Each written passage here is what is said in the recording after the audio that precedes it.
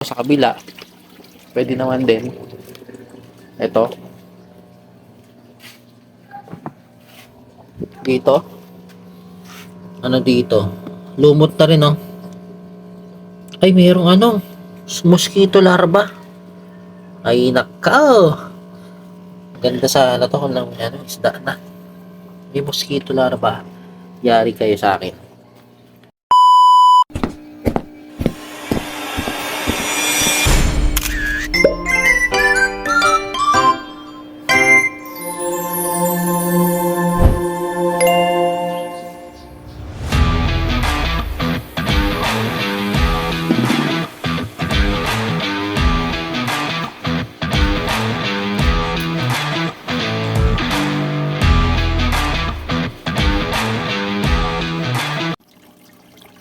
Good day sa inyong lahat at magandang araw sa inyong lahat po mga ma'am and sir.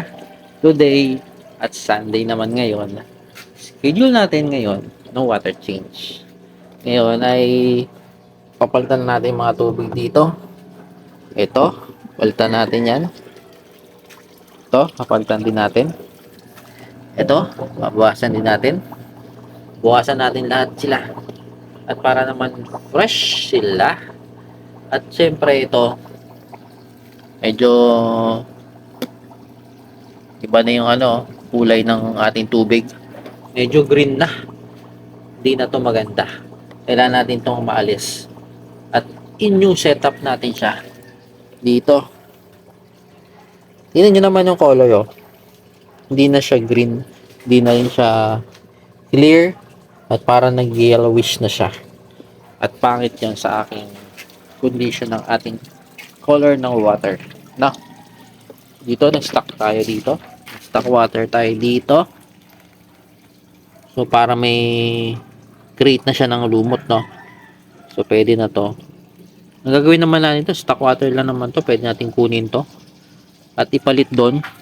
Pwede naman yon. Or, dito sa kabila, pwede naman din. Ito. Dito. Ano dito? Lumot na rin, oh. Ay, mayroong mosquito larva. Ay, nakaw. Ganda sa to, kung lang isda na. May mosquito larva. Yari kayo sa akin. May mosquito larva na. Pag may mosquito larva, tutuwa ako pag may ganyan, eh. Mosquito larva. Kasi, pre, pakain natin sa mga ating mga fry. Meron dami, oh. Ano kaya ang magandang gawin dito? Kunin ko tubig doon sa baba.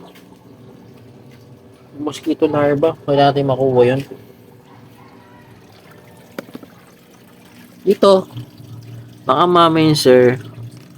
Tingnan mo sila, oh. Nakapirmi lang. Oh, ayan, oh. Steady lang sila. Tanggalin muna natin itong mga nandito. Yung mga sa ibabaw, madalas ko tinatanggal yan. Yan. Nakuha ko yan. Tapos, syempre, dinidilig natin dito sa mga halaman natin. Dilig-dilig na lang sa mga halaman kasi maganda rin yung mga pinagkuhanan nito kung didilig mo sa halaman. Lalo na kung ganito. Patapon ko naman dyan. Kunin mo lang yan. Para naman hindi rin masayang. Parang filterizer na rin sa kanila. No? Fertilizer sa kanila. Tapos after natin makuha yun nandito sa ibabaw, kukunin na rin natin yung mga sa ilalim. Hindi kasi ako siphon. Tinapos lang natin ang ating trabaho sa loob ng bahay bago tayo gumalaw dito sa labas. Bago lumabas. Tingnan nyo to, oh. Yung malambot, di ba?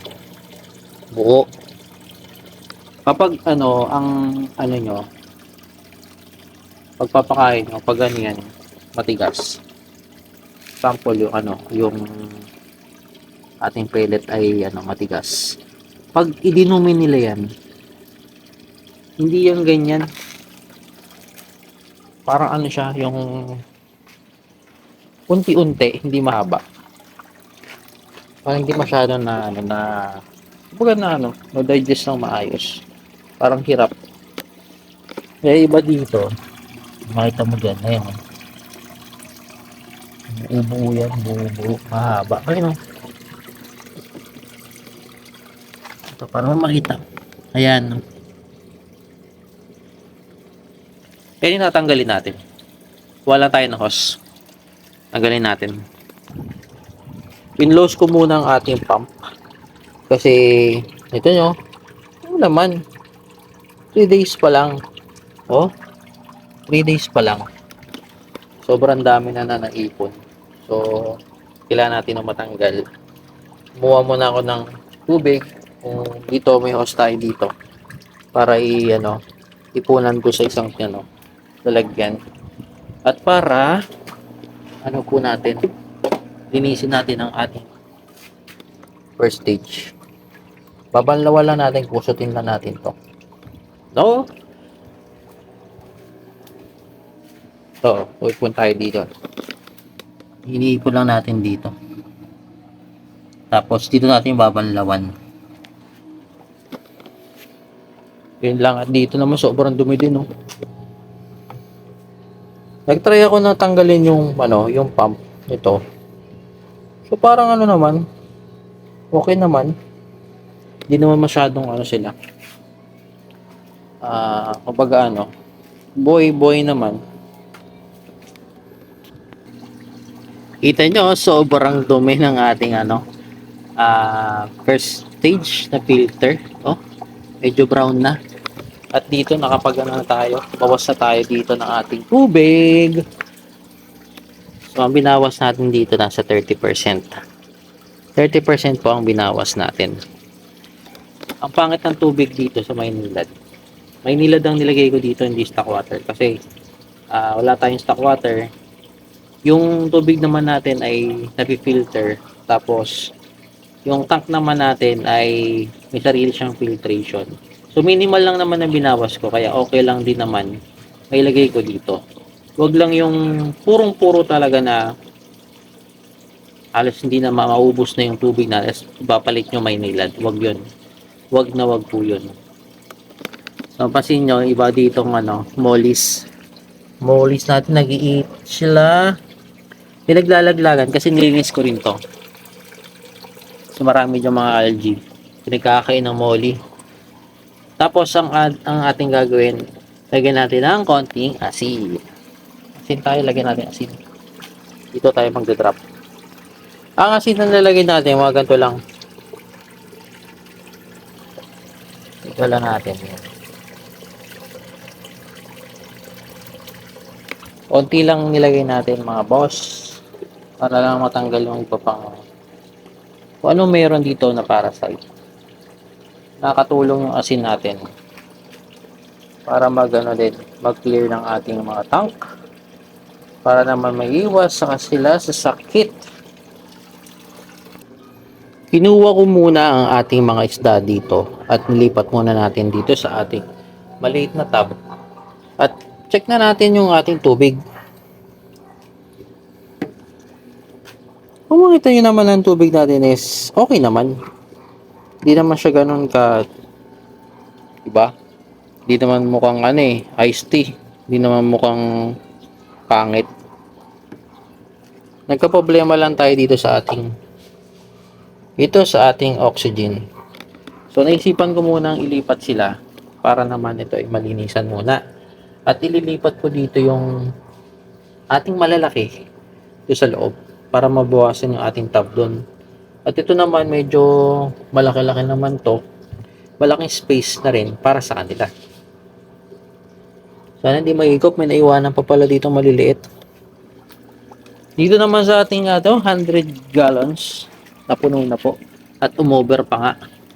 Ayun o, umover pa tayo dito. Napa-over pa tayo. So ngayon, ang ating gagawin dito, wala muna tayong feed dito, mga mami sir. Kapag ako kasi nag-water change, hindi talaga ako nag-feed. Kailangan ko muna ma-circulate yung ating tubig sa filtration para mas maganda naman yung kakalabasan. Ang ganda mo. Pansin nyo to, tingnan nyo to. Nakita niyo yan? Ay, hindi nyo nakikita. Tayong-tayo yung kauldal natin doon sa ano. Ay, no.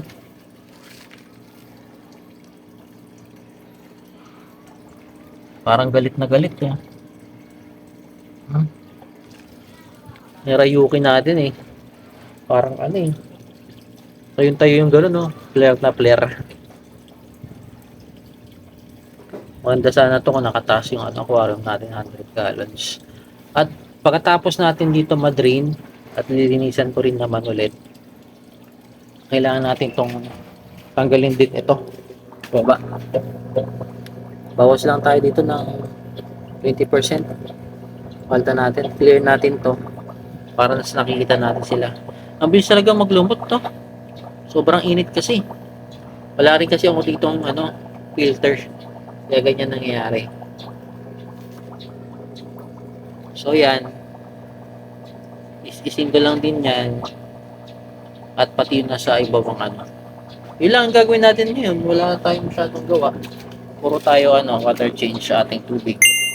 Basta importante, isang tips lang para sa inyo. Kapag mag-water change po kayo, siguraduhin na wag lahat tatanggalin. Ang better natin gagawin ay at least lang 10% to 20%. So ako ngayon ay nag-additional ako ng 10%. Kasi yung dumi dito sa may gilid, masyadong madumi. And binawasan natin. So okay naman din yun kasi 30% hindi naman kasi 50%, marami na yun. Para lang medyo malinis-linis siya. After nyo mag-water change, add kayo ng konting asin sa inyong tap. Basta may filtration po Tapos after nyo ma-add ng asin, huwag nyo muna silang pakainin.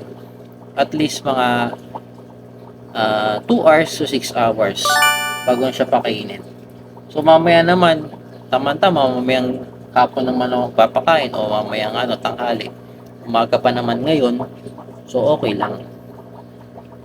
At yung iba dito sa mga ating mga walang filtration, ang pag-water change natin dito sa walang filtration, 20% lang po, saka 10%. Para hindi mawala lahat yung mga good bacteria. Kasi wala sa kanila nag-circulate. Wala silang mga beneficial bacteria.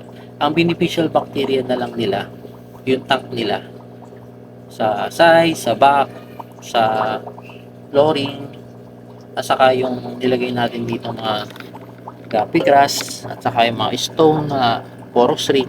Ayun lang yung mga natin, ang beneficial bacteria para siya, ma-convert lahat. At yun lang naman sa araw na ito. At dito ko natatapusin ang aking video. Masyado nang mahaba na. At marami pa akong gagawing water change sa araw na ito. Sana pagpatuloy pa rin kayo magsumusuporta at panood po sa akin. Bye-bye! Peace out! And God bless!